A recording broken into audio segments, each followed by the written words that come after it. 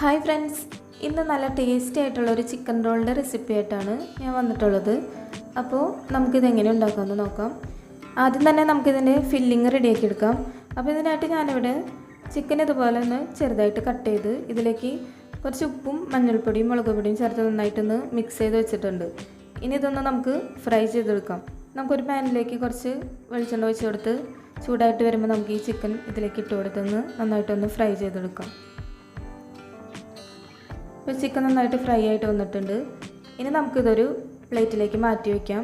എന്നിട്ട് അതേ ഓയിലിലേക്ക് തന്നെ നമുക്ക് സബോള ഇതുപോലെ ചെറുതായിട്ട് അരിഞ്ഞത് ഇട്ട് കൊടുത്തിട്ട് നന്നായിട്ടൊന്ന് വഴറ്റിയെടുക്കാം. ഇതിലേക്ക് ഒരു സ്പൂൺ ജിഞ്ചർ ഗാർലിക് പേസ്റ്റും ഒരു പച്ചമുളക് ചെറുതായിട്ട് അരിഞ്ഞതും കൂടി ചേർത്ത് നന്നായിട്ടൊന്ന് ഇളക്കി കൊടുക്കാം. കുറച്ച് കറിവേപ്പിലയും കൂടി ചേർത്തിട്ട് നന്നായിട്ടൊന്ന് വഴറ്റിയെടുക്കാം. ഇനി ഇതിലേക്ക് ഒരു 1/4 സ്പൂൺ മഞ്ഞൾപ്പൊടിയും 1/2 സ്പൂൺ മുളക് പൊടിയും ഒരു 1/4 സ്പൂൺ മല്ലിപ്പൊടിയും കൂടി ചേർത്തിട്ട് നന്നായിട്ടൊന്ന് മിക്സ് ചെയ്യാം. ആവശ്യത്തിന് ഉപ്പും കൂടി ചേർത്ത് നന്നായിട്ടൊന്ന് മിക്സ് ചെയ്തെടുക്കാം. ഇത് നന്നായിട്ടൊന്ന് വഴണ്ടി വരുമ്പോൾ നമുക്കിതിലേക്ക് നേരത്തെ ഫ്രൈ ചെയ്ത് വെച്ച ചിക്കൻ കൂടി ചേർത്തിട്ട് നന്നായിട്ട് മിക്സ് ചെയ്തെടുക്കാം.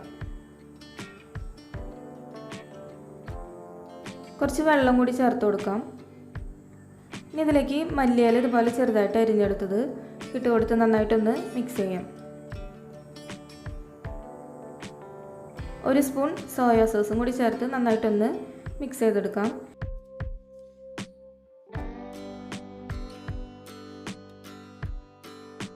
ഇപ്പം നമ്മുടെ ചിക്കൻ്റെ ഫില്ലിങ് റെഡി ആയിട്ടുണ്ട്.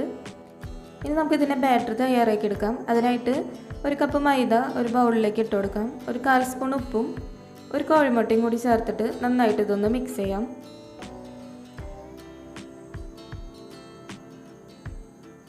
ഇനി ഇതിലേക്ക് വെള്ളം ചേർത്ത് കൊടുത്ത് നന്നായിട്ട് മിക്സ് ചെയ്തെടുക്കാം.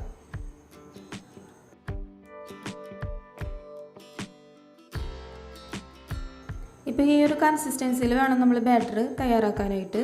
ഇനി നമുക്കൊരു പാനിലേക്ക് ഇതിൽ നിന്ന് കുറച്ചായിട്ട് ഒഴിച്ചു കൊടുത്ത് നന്നായിട്ടൊന്ന് പരത്തിയെടുക്കാം. ഇതധികം കട്ടിയിൽ പരത്തിയെടുക്കാൻ പാടില്ല, ഇതുപോലെ ഒന്ന് നൈസായിട്ട് പരത്തിയെടുക്കുക. ഇനി ഇതിലേക്ക് ചിക്കൻ്റെ ഫില്ലിങ് വെച്ച് കൊടുക്കാം. ഇനി നമുക്കിത് ഇതുപോലെ ഒന്ന് മടക്കി കൊടുത്ത് റോൾ ചെയ്തെടുക്കണം. ഇതിന് മുകളിലായിട്ട് കുറച്ച് മൈദയുടെ മാവും കൂടി പരത്തി കൊടുക്കുകയാണെങ്കിൽ ഇത് ഫ്രൈ ചെയ്തെടുക്കുമ്പോൾ പൊട്ടി പോകാണ്ട് കറക്റ്റായിട്ട് കിട്ടും. ഇനി ഇതൊന്ന് റോൾ ചെയ്ത് ഇതിൻ്റെ തുമ്പത്തും കൂടി കുറച്ച് മൈദയുടെ മാവ് പരത്തി കൊടുത്ത് റോൾ ചെയ്തെടുക്കാം. ഇനി ഇതുപോലെ എല്ലാം ഇതുപോലെ നമുക്ക് റോൾ ചെയ്തെടുക്കാം. ഇപ്പോൾ എല്ലാം ഇതുപോലെ റെഡിയാക്കി എടുത്തിട്ടുണ്ട്. ഇനി ഇതൊന്ന് ഡിപ്പ് ചെയ്തെടുക്കാനായിട്ട് ഇവിടെ 2 മുട്ട മിക്സിയിലൊന്ന് അടിച്ചെടുത്തിട്ടുണ്ട്. ഇതിലേക്ക് ഇത് ഓരോന്നായിട്ട് ഇട്ട് കൊടുത്ത് നന്നായിട്ടൊന്ന് ഡിപ്പ് ചെയ്തെടുക്കാം. ഇനി ഇത് ബ്രെഡ് ക്രംസിലിട്ട് നന്നായിട്ടൊന്ന് കോട്ട് ചെയ്തെടുക്കാം. ഇപ്പോൾ ചിക്കൻ റോളെല്ലാം ഇതുപോലെ ഒന്ന് കോട്ട് ചെയ്ത് റെഡിയാക്കി എടുത്തിട്ടുണ്ട്. ഇനി നമുക്ക് ഒരു പാനിലേക്ക് വെളിച്ചെണ്ണ ഒഴിച്ച് കൊടുത്ത് നന്നായിട്ടൊന്ന് ചൂടായിട്ട് വരുമ്പോൾ ഇത് ഓരോന്നായിട്ട് ഇട്ട് കൊടുത്ത് ഫ്രൈ ആക്കി എടുക്കാം. നമ്മളിത് ലോ ഫ്ലെയിമിൽ വെച്ചിട്ട് വേണം ഫ്രൈ ആക്കി എടുക്കാനായിട്ട്, അല്ലെങ്കിൽ ഇതിന് മുകളിൽ ഈ കോട്ടിങ്ങൊക്കെ കരിഞ്ഞു പോകാനായിട്ട് സാധ്യതയുണ്ട്.